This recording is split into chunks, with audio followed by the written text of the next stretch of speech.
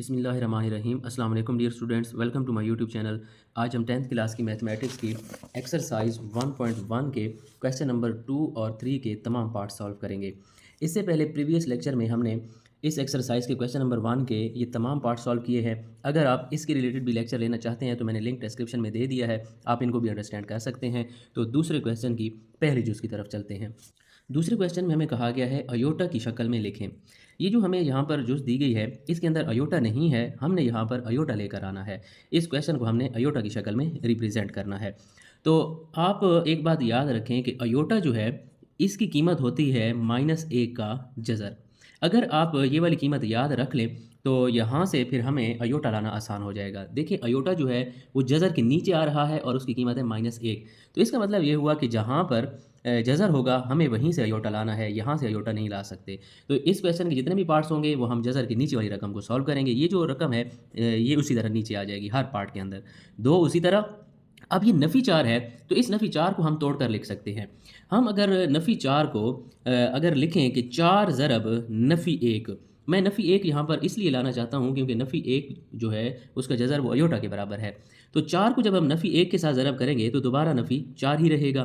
तो इसलिए इस नफ़ी 4 को हम 4 ज़रब -1 में लिख सकते हैं क्योंकि इसके ऊपर फ़र्क नहीं पड़ता और नफ़ी 1 लाने से हमारा काम भी हो जाएगा अयोटा वाला, क्योंकि हमने इस सवाल को अयोटा की शक्ल में लिखना है।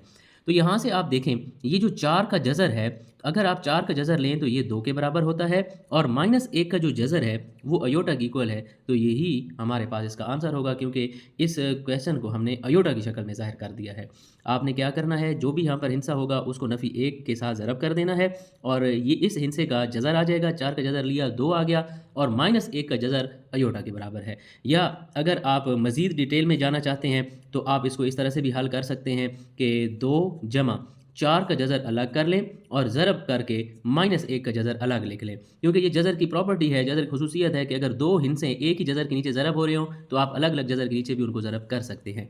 तो अब आप देखें 4 का जज़र 2 आ गया और ये जो -1 का जज़र है ये अयोटा के बराबर है। तो 2 जमा 2 को जब अयोटा के साथ ज़रब करेंगे तो 2 अयोटा ही रहेगा। इस तरीके से करें, जवाब फिर भी वही है। इस तरह से करें, डायरेक्ट करें, ये भी इसी तरह दोनों का जवाब एक जैसा ही आएगा। दूसरे पार्ट की तरफ चलते हैं। 3 माइनस -7 का जज़र, इसको भी हमने अयोटा की शक्ल में लिखना है, यानी कि जवाब में हमारे पास अयोटा आना चाहिए।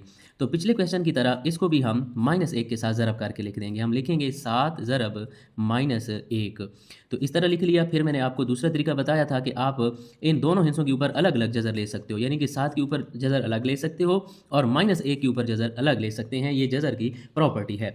फिर आप देखें इस 7 का जज़र हमारे पास नहीं है तो ये 7 का जज़र उसी तरह रहेगा और -1 का जो जज़र है ये मैंने आपको ऊपर वाले पार्ट में भी बताया कि ये अयोटा के बराबर है। तो इस -1 के जज़र की जगह पर हम अयोटा लिख लेंगे। इस तरह लिखें तब भी जवाब ठीक है, या इस अयोटा को आप पहले लिख लें, 7 का जज़र बाद में लिख दें, ये दोनों तरह से ठीक है। तो ये इसका फाइनल आंसर है। पार्ट नंबर 3 की तरफ चलते हैं। 2/5 जमा -16 का जज़र बटा के नीचे 5, इसको भी हमने अयोटा की शक्ल में ज़ाहिर करना है।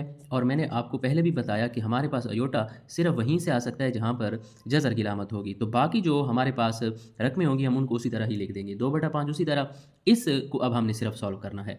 तो हम इस -16 को लिख सकते हैं 16 ज़रब -1, क्योंकि 16 को -1 के साथ ज़रब करेंगे दोबारा -16 ही होगा, जैसा कि हमने ऊपर वाले पार्ट्स में किया। -4 को हमने लिखा 4 ज़रब -1, -7 को हमने लिखा 7 ज़रब -1 और अब हम इस -16 को लिख सकते हैं 16 ज़रब -1, क्योंकि हमें पता है -1 हम क्यों लेकर आ रहे हैं, क्योंकि -1 का जो जज़र है वो अयोटा के बराबर है, क्योंकि हम यहाँ पर अयोटा लाना चाहते हैं।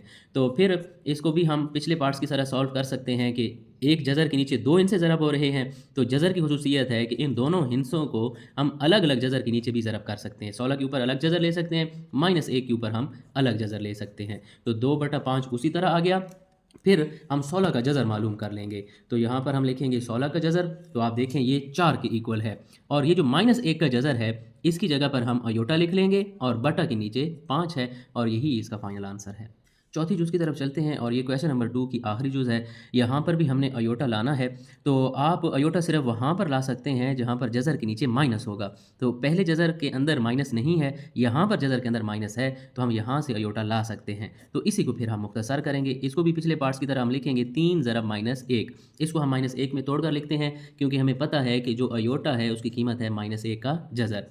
तो यहाँ पर हम -1 ले आए, उसके बाद फिर ये जो जज़र के नीचे 2 हिस्से ज़रब हो रहे होते हैं, इन दोनों हिस्सों के ऊपर हम अलग-अलग जज़र ले लेते हैं। 3 के जज़र के ऊपर अलग जज़र, -1 के ऊपर अलग जज़र ले लिया। तो 3 का जज़र है नहीं, इसको हम उसी तरह लिख देंगे और ये जो -1 का जज़र है, ये अयोटा के बराबर है। तो यहाँ पर हम अयोटा लिख लेंगे, इसी तरह रहने दें तब भी जवाब ठीक है, या ये जो अयोटा है ये आप जज़र से पहले लिख लें तब भी ये ठीक है, क्योंकि दोनों मल्टीप्लाई हो रहे हैं। इसको इधर लिखें या शुरू में लिख दें, इससे फ़र्क नहीं पड़ता। तो ये इसका फाइनल आंसर है। क्वेश्चन नंबर 3 की तरफ चलते हैं। यहाँ पर हमें कहा गया है x और y की कीमतें मालूम करें। हमें पहली जो दी गई है, यहाँ पर हमें कहा गया है 2x जमा 5 जमा y माइनस 3 अयोटा बराबर है 1 जमा 2 अयोटा। यहाँ पर ये जो पहली जुज़ है, इसके अंदर हमें कम्प्लेक्स अदाद दे दिए गए हैं और ये बराबर हैं। यहाँ से हमने ये x और y की कीमतें मालूम करनी है। तो इस क्वेश्चन को समझने से पहले हम पेज नंबर 3 के ऊपर आते हैं। यहाँ पर एक हेडिंग दी गई है कम्प्लेक्स आदाद की बराबरी। तो इसको पढ़ने से पहले मैं थोड़ा-सा कम्प्लेक्स अदद की जो है ना इंट्रोडक्शन आपको करा दूँ, तारुफ़ करवा दूँ कि इसके अंदर क्या-क्या होता है। कम्प्लेक्स अदद x जमा अयोटा y को अमूमन z से ज़ाहिर किया जाता है। कोई भी कम्प्लेक्स अदद है उसको z से ज़ाहिर करते हैं और हम यूँ लिखते हैं। इसके अंदर 2 हिस्से होते हैं। कोई भी कम्प्लेक्स अदद है उसके 2 हिस्से हैं। एक ये जो पहला x लिखा हुआ है ये रियल ऑफ z के बराबर है। RE जो लिखा हुआ है इसे रियल पढ़ना है। रियल का मतलब हकीकी हिस्सा, हकीकी यानी कि जिसके साथ अयोटा नहीं है। और दूसरा ये जो y है, y बराबर है इमेजिनरी ऑफ z। ये जो I m है इसे इमेजिनरी पढ़ना है और इमेजिनरी का मतलब ख्याली हिस्सा। जिसके साथ अयोटा होगा उसे हमने इमेजिनरी बोलना है या ख्याली हिस्सा, और जिसके साथ अयोटा नहीं होगा वो रियल हिस्सा है z का। z क्या है? इसी अदद को हम z के बराबर रख सकते हैं। तो यहाँ से आपको पता चल गया जिस अदद के साथ अयोटा नहीं है वो रियल है और जिसके साथ अयोटा है वो इमेजिनरी है, इमेजिनरी हिस्सा होगा। तो अब हम चलते हैं इस हेडिंग की तरफ। यहाँ पर है कम्प्लेक्स आदाद की बराबरी। जो हम क्वेश्चन करने जा रहे हैं यही कॉन्सेप्ट वहाँ पर इस्तेमाल होना है। 2 कम्प्लेक्स आदाद z1 बराबर है x1 जमा अयोटा y1 और z2 बराबर है x2 जमा अयोटा y2। 2 कम्प्लेक्स आदाद हैं, एक z1 है और दूसरा z2 है। सिर्फ और सिर्फ उस वक्त मुसावी कहलाते हैं यानी कि बराबर कहलाते हैं अगर रियल ऑफ z1 बराबर हो रियल ऑफ z2 के। यानी कि ये जो z1 का रियल हिस्सा है ये z2 के रियल हिस्से के बराबर हो। x1 जो है वो x2 के बराबर होना चाहिए, यानी कि और इमेजिनरी ऑफ z1 ये बराबर होना चाहिए इमेजिनरी ऑफ z2 के। जो z1 का इमेजिनरी हिस्सा है वो z2 के इमेजिनरी हिस्से के बराबर होना चाहिए, यानी कि ये लिखा हुआ है y1 जो है वो बराबर होना चाहिए y2 के। आम अल्फाज में आपको ये बताऊं कि जिसके साथ अयोटा नहीं होगा वो आपस में बराबर होंगी और जिसके साथ अयोटा होगा वो आपस में बराबर होंगी। नीचे एक मिसाल हमें दी गई है कि अल्फ़ा जमा अयोटा बीटा बराबर है -2 जमा 5 अयोटा। तो यहाँ से ये जो अल्फ़ा है ये हकीकी अदद है, रियल है, तो ये बराबर की इस साइड वाले इस हकीकी के बराबर होगा। देखें अल्फ़ा की कीमत -2 आई है और बीटा के साथ अयोटा है तो ये बराबर की इस साइड वाले अयोटा के साथ वाले अदद के बराबर होगा, यानी कि बीटा की कीमत हमारे पास 5 है। तो यहाँ पर एक एग्जाम्पल भी दी गई है हमें, मिसाल नंबर 2 और 2 देखें कम्प्लेक्स अदाद आपस में बराबर हैं। ये देखें ना, इसके साथ अयोटा नहीं है तो ये पूरी रकम जो है ये रियल हिस्सा है और इसके साथ अयोटा है तो ये हमारे पास इमेजिनरी होगा। तो ये कम्प्लेक्स अदद, एक कम्प्लेक्स अदद ये है, दूसरा कम्प्लेक्स अदद ये है, तो ये दोनों आपस में बराबर है। तो ये जो रियल पार्ट है ये रियल के बराबर होगा और इमेजिनरी इमेजिनरी की। यही बात इधर लिखी हुई भी है। 2 कम्प्लेक्स अदाद मसावी हैं इसलिए इनके हकीकी और ख्याली हिस्से ज़रूर बराबर होंगे। हकीकी और ख्याली हिस्से यानी कि रियल और इमेजिनरी हिस्से आपस में बराबर होंगे। तो 2x - 1 बराबर होगा 5 के और y जमा 4 बराबर होगा 7। तो इसी कॉन्सेप्ट को जहन में रखते हुए हम ये पहली जुज़ जो है ये सॉल्व करेंगे। देखें 2 कम्प्लेक्स अदाद हैं, एक अदद ये है कम्प्लेक्स, दूसरा ये है, ये दोनों आपस में बराबर हैं। तो यहाँ पर हम लिखेंगे यही वर्डिंग हम हर जुज़ के अंदर लिखेंगे। चूँकि दो कम्प्लेक्स अदाद मसावी हैं या आप बराबर हैं भी लिख सकते हो, तो इनके हकीकी और ख़याली हिस्से बराबर होंगे, ख्याली हिस्से बराबर होंगे। तो हम क्या करेंगे, ये जो हिस्सा है ये बराबर के इस साइड वाले इस हिस्से के बराबर होगा। तो 2x जमा 5 ये बराबर हो जाएगा 1 के और इसी तरह ये जो अयोटा वाला अदद है y - 3 ये बराबर हो जाएगा इस साइड वाले अयोटा के अददी सर के। तो इतना सा कंसेप्ट है कि जिसके साथ जिस रकम के साथ अयोटा नहीं है वो बराबर की दूसरी साइड वाली यानी कि जिस रकम के साथ अयोटा नहीं होगा उसके बराबर होगा और जिनके साथ अयोटा होगा वो आपस में बराबर होगा। तो आप दरमियान में चाहें तो एक लाइन लगा सकते हैं ताकि ये दोनों आपस में मिक्सअप ना हो। अब हम इनको पुराने कंसेप्ट जो हम छोटी क्लासेस में यूज़ करते हैं उसकी मदद से x और y की कीमत आसानी से मालूम कर सकते हैं। तो हमें पता है जिस चीज़ की कीमत मालूम करनी हो हम उसे अकेला करते हैं तो सबसे पहले जमा 5 को हम बराबर की इस साइड पर लेकर आएंगे तो ये -5 हो जाएगा। तो 5 में से जब हम 1 को माइनस करेंगे तो 4 बचेगा, लेकिन साथ में अलामत बड़े हिस्से की होगी। हमें सिर्फ x की कीमत चाहिए, 2 उधर ज़रब हो रहा था, इधर आकर तकसीम हो जाएगा। तो ये 2 वाला टेबल इस 4 पर 2 दफ़ा जाता है, तो x की कीमत हमारे पास आ गई है -2। इसी तरह इस y को भी हमने मालूम करना है, तो y को इधर रहने देंगे, 2 यहाँ पर पहले से पड़ा है, -3 इधर आएगा तो ये -3 हो जाएगा। 3 में 2 जमा करेंगे तो 5 आएगा और यही हमारे पास y की वैल्यू है। x और y हमें कहा गया था कि मालूम करें और ये हमने मालूम कर लिया। बहुत छोटा सा क्वेश्चन है, सिर्फ आपको इस कॉन्सेप्ट का पता होना चाहिए कि दो कम्प्लेक्स अदाद जब बराबर होते हैं तो उनके हकीकी हिस्से आपस में और ख्याली हिस्से यानी कि इमेजनरी हिस्से आपस में बराबर होते हैं। तो यही कंसेप्ट हमने यूज़ करके x और y की कीमतें मालूम कर ली हैं। क्वेश्चन नंबर 3 के पार्ट नंबर 2 की तरफ चलते हैं। यहाँ पर हमें क्वेश्चन दिया गया है 3x जमा 2 -4 -y अयोटा बराबर है 5 जमा 3 अयोटा। यहाँ पर आप फिर देखें दो कम्प्लेक्स अदाद हैं और ये आपस में बराबर हैं। तो पिछले पार्ट की तरह यहाँ पर हम वर्डिंग लिखेंगे, चूँकि दो कम्प्लेक्स आदाद मसावी हैं इसलिए इनके हकीकी और ख्याली हिस्से बराबर होंगे। तो यही वर्डिंग जो है हमने पहले पार्ट में भी लिखी, मैंने आपको बताया तमाम पार्ट्स में हम ये बात लिखेंगे, क्योंकि दो कम्प्लेक्स अदाद बराबर हैं तो जो हकीकी हिस्सा होगा वो हकीकी हिस्से के बराबर और इमेजनरी हिस्सा जो है वो इमेजनरी हिस्से के बराबर हो जाएगा। तो यहाँ से आप देखें 3x जमा 2 ये बराबर हो जाएगा 5 के, क्योंकि इसके साथ भी अयोटा नहीं है, इसके साथ भी अयोटा नहीं है। तो जिनके साथ अयोटा नहीं होगा वो आपस में बराबर और जिस रकम के साथ अयोटा होगा वो आपस में बराबर। तो यहाँ पर अयोटा वाली रकम है, माइनस भी अब साथ लेकर आना है। अगर माइनस होगा तो आपने माइनस साथ लेकर आना है, क्योंकि ये माइनस अंदर वाले दोनों हिस्सों के साथ मल्टीप्लाई हो रहा है। तो -4 - y ये बराबर हो जाएगा, इधर अयोटा का जो अददी सर है वो 3 के बराबर। इधर अयोटा का अददी सर जो था वो हमने लिख लिया और उसको दूसरी साइड वाले अयोटा के अददी सर के बराबर लिखा। तो यहाँ पर अब हम x और y की कीमतें मालूम करेंगे, वही पुराने कॉन्सेप्ट इस्तेमाल करके कि जिस चीज़ की कीमत हमें चाहिए होती है हम उसको अकेला करते हैं। तो x को आप इधर रहने दें, जमा 2 को पहले हम इधर लेकर आएंगे, ये -2 हो जाएगा। 5 में से 2 निकालें तो 3 बचेगा। हमें सिर्फ और सिर्फ x की कीमत चाहिए, तो x को आप इधर रहने दें। 3 उधर ज़रब हो रहा था, इधर आकर तकसीम होगा तो 3 वाला टेबल इस 3 पर एक दफ़ा जाएगा, तो ये हमारे पास x की कीमत आ जाएगी। यहाँ पर इस माइनस को अंदर ज़रब करवाएं तो ये हो जाएगा -4 और ये नफ़ी नफ़ी जमा y हो जाएगा। तो बराबर की इस साइड पर 3 हमारे पास पहले से पड़ा हुआ है, तो हमें y की कीमत चाहिए, y को इधर रहने देंगे और नफ़ी 4 को बराबर की इस साइड पर जब लेकर आएंगे तो ये जमा 4 हो जाएगा। 3 में 4 को जमा करेंगे तो हमारे पास 7 हो जाएगा और यही हमें x और y की कीमतें चाहिए थी। बहुत आसान क्वेश्चन है, हकीकी हिस्सा हकीकी के बराबर रख दें और जो ख्याली हिस्सा है इमेजनरी वो इमेजनरी के बराबर हो जाएगा। फिर आपने जस्ट इनकी सिंप्लीफिकेशन करनी है, x और y की कीमतें आपके पास आ जाएंगी। पार्ट नंबर 3 की तरफ चलते हैं। 2 जमा अयोटा इंटू एक्स जमा 1 नफ़ी 2 अयोटा इंटू वाई बराबर है 3 जमा 4 अयोटा। तो आपने इस क्वेश्चन को पिछले पार्ट्स की तरह सॉल्व करने से पहले गौर से देखना है, क्योंकि अब ये वाला जो हमें कम्प्लेक्स अदद दिया गया है ये स्टैंडर्ड फॉर्म में नहीं है। स्टैंडर्ड फॉर्म हमारे पास है x जमा वाई अयोटा, यानी कि पहले हमारे पास हकीकी अदद होता है और बाद में हमारे पास अयोटा वाली रकम यानी कि इमेजनरी हिस्सा होता है। तो यहाँ पर अगर आप गौर करें, इस रकम में भी अयोटा आ गया है, इधर भी अयोटा आ गया है। मैं अगर आपको पहले 2 पार्ट्स दिखाऊं, यहाँ पर आप देखें इधर पहली जो रकम है इसके साथ अयोटा नहीं है, सिर्फ दूसरी के साथ है। इधर दूसरे पार्ट में देखें, यहाँ पर भी पहली रकम अयोटा नहीं है, सिर्फ और सिर्फ दूसरी हमारे पास जो रकम है उसके साथ अयोटा है। तो फिर हम उनको फ़ौरन सॉल्व कर लेते थे। अब इनको सॉल्व करने से पहले इनको मुख्तसर करना है ताकि हमारे पास जो हकीकी हिस्सा है वो अलग हो जाए, अयोटा वाली रकम जो है इमेजनरी हिस्सा वो अलग हो जाए। तो क्या करेंगे, इस x को भी अंदर ज़रब करवाएंगे और y को भी अंदर ज़रब करवाएंगे। तो 2 को जब हम x के साथ ज़रब करवाएंगे तो ये हो जाएगा 2x और x को जब हम अयोटा के साथ ज़रब करेंगे तो ये हो जाएगा x अयोटा। इसी तरह y को जब हम 1 के साथ ज़रब करेंगे तो ये y होगा और ये जमा नफ़ी नफ़ी और इसको हम लिख सकते हैं 2y और ये साथ में अयोटा भी है। 2 अयोटा को जब हम y के साथ ज़रब करेंगे तो 2 और y को हमने पहले लिख लिया, अयोटा को बाद में लिख लिया। ये हमने पहले ज़रब करवा लिया। ज़रब करवाने के बाद अब जिन रकमों के साथ अयोटा नहीं है इनको हम इकट्ठा लिखेंगे और जिनके साथ अयोटा है उनको हम इकट्ठा लिखेंगे ताकि हकीकी और इमेजनरी से अलग हो जाएं। तो देखें 2x के साथ भी अयोटा नहीं है और y के साथ भी अयोटा नहीं है, इनको हम इकट्ठा लिख लेंगे। उसके बाद यहाँ पर आप देखें x के साथ भी अयोटा है, और ये -2y के साथ भी अयोटा है, इनको हम इकट्ठा लिख लेंगे। हकीकी अदाद जो हैं उनको हमने इकट्ठा लिख लिया और इमेजिनरी जो है हमने उनको इकट्ठा लिख लिया। अब हम एक और काम भी करते हैं अपनी आसानी के लिए, पिछले पार्ट्स की तरह कि ये हकीकी अदाद के गिर्द भी हमने ब्रैकेट लगा ली और यहाँ से हम अयोटा को कॉमन ले सकते हैं क्योंकि दोनों तरफ है अयोटा वाली रकम हमारे पास एक ही होती है क्योंकि स्टैंडर्ड फॉर्म यही है x जमा वाई अयोटा।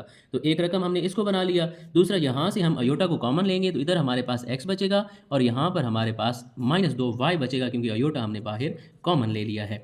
तो आप अयोटा को पहले लिखें या इस रकम को पहले लिख लें और अयोटा को बाद में लिखें, इससे कोई भी फ़र्क नहीं पड़ता। तो आप अयोटा चाहे पहले लिखें या बाद में लिखें, ये एक ही बात है। तो अब आप गौर करें, ये अब पहले पार्ट्स की तरह बन चुका है क्योंकि पहले पार्ट्स में भी हमारे पास एक हकीकी हिस्सा पहले होता था और अयोटा वाली रकम एक ही होती थी। इधर जो क्वेश्चन दिया गया था पहली रकम में भी अयोटा आया हुआ था, इधर भी अयोटा आया हुआ था, तो इसको हम फ़ौरन हल नहीं कर सकते थे। तो हमने क्या किया, एक्स को अंदर ज़रब करवाया, वाई को भी अंदर ज़रब करवा के हकीकी जो हमारे पास अदाद थे उनको इकट्ठा लिखा और जिनके साथ अयोटा था उनको अलग लिखा, फिर उनसे अयोटा हमने कॉमन लिया। तो ये अब हमारे पास कम्प्लेक्स नंबर स्टैंडर्ड फॉर्म में आ गया है। इसको आप एक्स समझें और इसको वाई समझें, तो ये हमारे पास ऐसे समझें कि ये स्टैंडर्ड फॉर्म में आ गया है। तो जब दो कम्प्लेक्स अदाद आपस में बराबर हों तो फिर हम ये वाली वर्डिंग लिख कर उनके हकीकी हिस्से और इमेजिनरी हिस्से आपस में बराबर रखते हैं, तो वहाँ से हमारे पास फिर एक्स और वाई की वैल्यूज़ आ जाती हैं। तो यहाँ पर अब हम वो बात लिखेंगे, चूँकि दो कम्प्लेक्स अदाद मसावी हैं इसलिए इनके हकीकी और ख़याली हिस्से बराबर होंगे। तो ये दो कम्प्लेक्स अदाद आपस में बराबर हैं, तो ये जो हकीकी हिस्सा है ये बराबर इस साइड वाले हकीकी हिस्से के बराबर और इमेजिनरी हिस्सा जो है वो इमेजिनरी हिस्से के बराबर हो जाएगा। तो हम इसको लिखेंगे 2x जमा वाई, ये बराबर हो जाएगा 3 के, और ये जो x नफ़ी 2y है ये बराबर हो जाएगा 4 के। तो पिछले जो क्वेश्चन थे वहाँ पर हर मुसावात के अंदर एक ही हमारे पास वेरिएबल इन्वॉल्व होता था। यहाँ पर सिर्फ और सिर्फ x होता था तो x की वैल्यू निकाल लेते थे, यहाँ पर सिर्फ y होता था तो y की वैल्यू निकाल लेते थे। अब आप देखें यहाँ पर x भी है, y भी, इधर भी x भी है और y भी, तो ये हमारे पास फिर ऐसे समझे दो मुसावातें आ गई हैं। इसको आप मुसावात नंबर 1 का नाम दे दें और इसको आप मुसावात नंबर 2 का नाम दे दें, और ये फिर ऐसे समझें 8 क्लास का क्वेश्चन बन गया है कि जब हमारे पास दो मुसावातें आ जाएं हम उनको उनके अददी सारों को बराबर करके या हम उनको जमा करते हैं या माइनस करते हैं तो एक न एक की वैल्यू आ जाती है, फिर वो वैल्यू हम दूसरी मुसावात में पुट करेंगे तो हमारे पास दूसरी वैल्यू भी आएगी। यानी कि ये वाला क्वेश्चन थोड़ा लेंथी हो गया है। तो अब आप देखें, आपकी मर्जी है x के अददी सार बराबर करवाएं या y के बराबर करवाएं। तो हम ऐसा करते हैं y का अददी सार बराबर कर लेते हैं। इधर आप देखें इस मुसावात में y का अददी सार 2 है और यहाँ पर हमारे पास 1 है, तो हम ऐसा करते हैं इस मुसावात को हम फिर 2 के साथ ज़रब कर देंगे। तो यहाँ पर हम लिख लेंगे मुसावात 1 को 2 से ज़रब करने से, तो इसको अब हम 2 के साथ ज़रब करवा देंगे। 2x जमा वाई बराबर है, इधर भी हमें 2 के साथ ज़रब करना होगा, इस रकम को भी 2 के साथ ज़रब करना है और 3 को भी। तो 2 को अंदर ज़रब करवाएं, ये हो जाएगा 2 2 4x, और 2 को जब हम y के साथ ज़रब करवाएंगे तो ये 2y और 3 2 कितना हो जाएगा 6। और ये हमारे पास पहले दो मुसावातें आई हुई थी, अब हम इसको मुसावात नंबर 3 का नाम दे देंगे। तो आप देखें मुसावात नंबर 2 और 3 में y का अदद सार बराबर हो गए हैं, तो अब हम इसको लिख सकते हैं, आप 3 जमा 2 लिखें या 2 जमा 3 लिखें, ये एक ही बात है। तो हम 3 जमा 2 लिख रहे हैं, तो 3 वाली जो मुसावात है इसे ऊपर लिखना पड़ेगा और इसके अंदर अब हम ये वाली रकम जमा करेंगे, ये वाली मुसावात x नफ़ी 2y बराबर है 4। हम इनको जमा करने लगे हैं, तो जमा का 2y इस -2y के साथ कैंसिल हो जाएगा, तो ये 4 है और इस x का अददी सार अगर नहीं है तो 1 है, तो 4 में 1 जमा करेंगे तो ये 5x हो जाएगा, 6 में 4 जमा करें तो 10 हो गया। तो x की कीमत हमें चाहिए, तो x को उधर रहने देंगे, 5 इधर आकर तकसीम होगा तो 5 वाला टेबल 10 पर 2 दफ़ा जाता है, तो हमारे पास x की कीमत आ जाएगी 2। इस x की कीमत अब आपकी मर्ज़ी है, इक्वेशन नंबर 1 में पुट करें, 2 में पुट करें या 3 में, तो आपके पास y की कीमत आ जाएगी। तो हम ऐसा करते हैं, इक्वेशन नंबर 1 में इसे पुट कर लेते हैं। तो यहाँ पर हम लिख लेंगे पुट इन 1। मैं ऐसा करता हूँ 1 वाली इक्वेशन एक दफ़ा फिर लिख लेता हूँ, 2x जमा वाई बराबर है 3। अब x की कीमत हमारे पास आ गई है, तो इसी x की जगह पर हम लिख लेंगे 2 जमा वाई बराबर है 3। 2 को 2 के साथ ज़रब करेंगे 4 जमा वाई बराबर है 3। वाई की कीमत हमें चाहिए, जमा 4 को हम इधर ले आएंगे तो -4 हो जाएगा, 4 में से 3 को माइनस करें तो माइनस का 1 बच गया, और यही हमें x और y की वैल्यूज़ मालूम करना थी। ये क्वेश्चन थोड़ा सा लेंथी हो गया है, मैं आपको एक दफ़ा फिर बता दूँ। ये वाला जो क्वेश्चन था ये स्टैंडर्ड फॉर्म में नहीं था। कम्प्लेक्स अदद की स्टैंडर्ड फॉर्म ये है x जमा y अयोटा, यानी कि पहले हकीकी हिस्सा होना चाहिए और अयोटा वाली रकम 1 होनी चाहिए। यहाँ पर इधर भी अयोटा आया हुआ था, इधर भी अयोटा आया हुआ था, तो हमने x को अंदर ज़रब करवाया, इधर y को अंदर ज़रब करवा कर जिनके साथ अयोटा नहीं था उनको इकट्ठा लिख लिया, जिनके साथ अयोटा था उनको इकट्ठा लिख लिया, फिर उनमें से अयोटा को कॉमन भी लिया। जब हमने कॉमन लिया तो दो कम्प्लेक्स अदाद बराबर हो गए हैं, तो उनके हकीकी और ख्याली हिस्से आपस में बराबर होंगे। तो हमारे पास यहाँ से दो मुसावातें आई हैं, तो हमने पहले मुसावात नंबर 1 को 2 के साथ ज़रब किया ताकि मुसावात नंबर वाले दो जो मुसावात नंबर 2 है इसके अंदर y के अददिसार बराबर हो जाएं। तो हमने y के अददिसार बराबर करने के लिए इसको 2 के साथ ज़रब किया, तो जब इनके अददिसार बराबर हुए हमने दोनों मुसावातों को जमा किया तो ये y वाली रकमें कैंसिल हो गई, तो x की कीमत हमारे पास आ गई। तो x वाली कीमत आप किसी भी एक मुसावात में पुट करें तो आपके पास y की कीमत आएगी। तो हमने मुसावात नंबर 1 के अंदर x की कीमत लगाई है और मुसावात नंबर 1 ये है, यहाँ पर x की कीमत हमने लगाई है, तो y हमारे पास आ गया।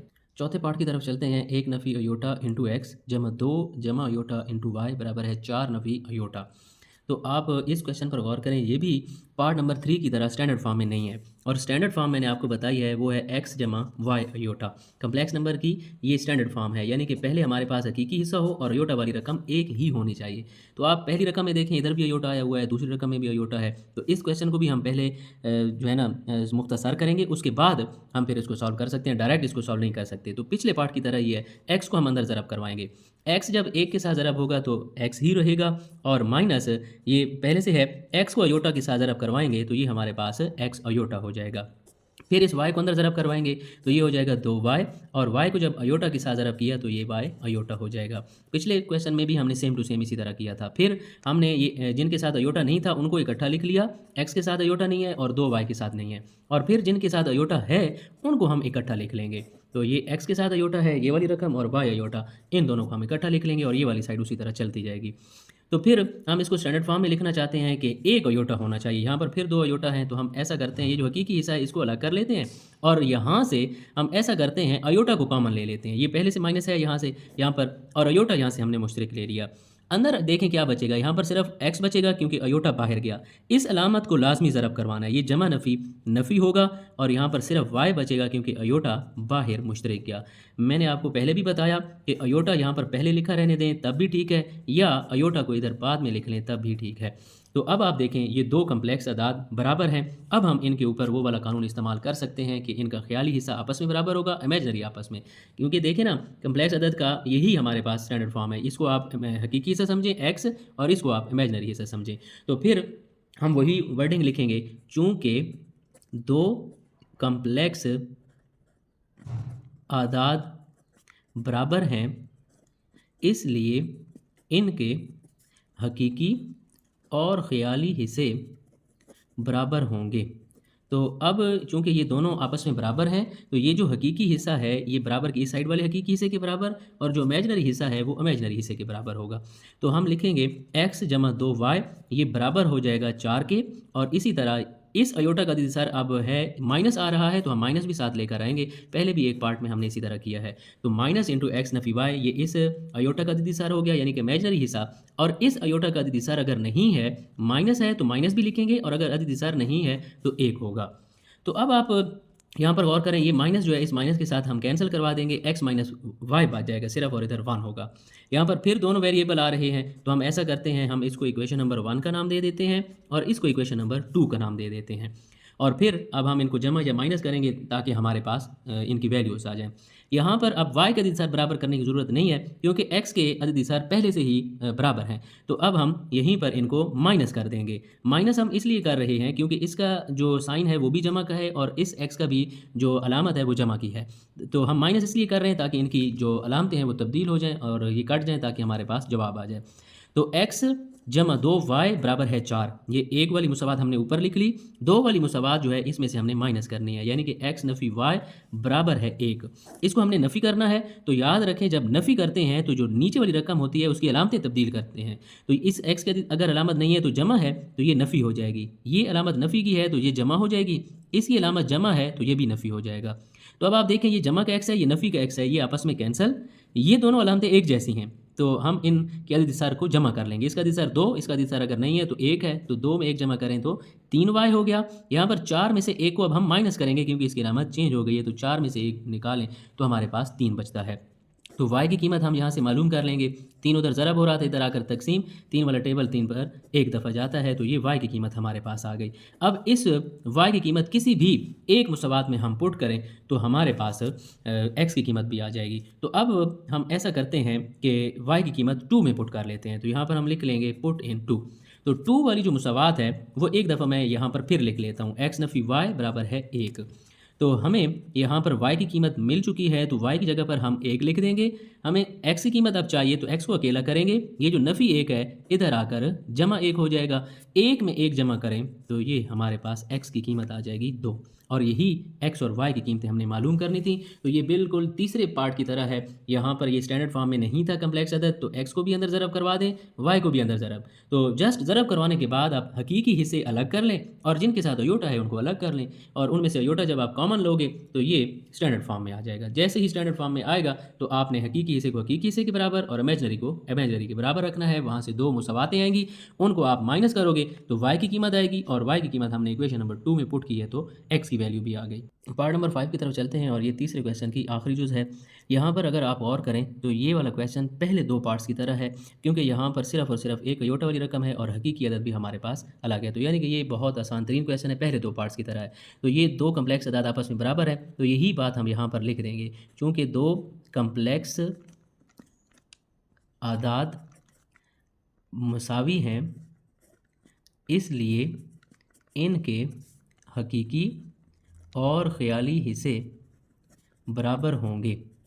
जब भी हमारे पास 2 कम्प्लेक्स अदाद बराबर हों तो उनके जो हकीकी अदद होते हैं वो आपस में बराबर, और इमेजनरी अदद जो हैं वो इमेजनरी के बराबर। तो हकीकी अदद वो होता है जिसके साथ अयोटा ना हो। तो 3x नफ़ी 1 ये बराबर हो जाएगा बराबर के इस साइड वाले पहले हिस्से के साथ, क्योंकि इसके साथ भी अयोटा नहीं है। अब इसके साथ अयोटा है तो 2y नफ़ी 3 ये बराबर हो जाएगा इधर अयोटा के जो अददी सर है ये 7 के, यानी कि रियल पार्ट रियल के बराबर, इमेजनरी इमेजनरी के बराबर। तो यहाँ से अब हमें x की कीमत चाहिए, बहुत आसान तरीन है, इसको हम अकेला कर लेंगे। नफ़ी 1 जो है इधर आ जाएगा, ये जमा का 1 हो जाएगा, 8 में 1 जमा करें तो 9 हो गया। हमें x की कीमत चाहिए, 9 को इधर आकर तकसीम करवाएंगे, 3 वाला टेबल इसके ऊपर 3 दफ़ा जाएगा, तो x की कीमत हमारे पास 3 आ जाएगी। अब y की कीमत मालूम करेंगे, नफ़ी 3 है, इसको हम बराबर की इस साइड पर ले जाएंगे तो जमा 3 हो जाएगा, 7 में 3 जमा करें 10, तो y की कीमत हमारे पास यहाँ से आएगी। 2 को हम इधर आकर तकसीम करवाएंगे, 2 वाला टेबल 10 पर 5 दफ़ा जाता है, यही हमारे पास y की वैल्यू है। तो देखें ये बहुत शॉर्ट सा क्वेश्चन था, क्योंकि इसे हमें मुख्तसर नहीं करना पड़ा, पहले से ही ये स्टैंडर्ड फॉर्म में था। जब 2 कम्प्लेक्स अदाद बराबर हों तो उनका हकीकी हिस्सा हकीकी हिस्से के बराबर, और इमेजनरी यानी कि जिनके साथ अयोटा होता है वो आपस में बराबर हो जाते हैं। उम्मीद है आपको आज की लेक्चर की समझ आ गई होगी। अगर फिर भी आपके माइंड में कोई क्वेश्चन है तो कमेंट सेक्शन में पूछ सकते हैं। अगर आप हमारे चैनल पर नए हैं तो आप सब्सक्राइब करना नहीं भूलिएगा। मिलते हैं नेक्स्ट वीडियो में। अल्लाह हाफिज़।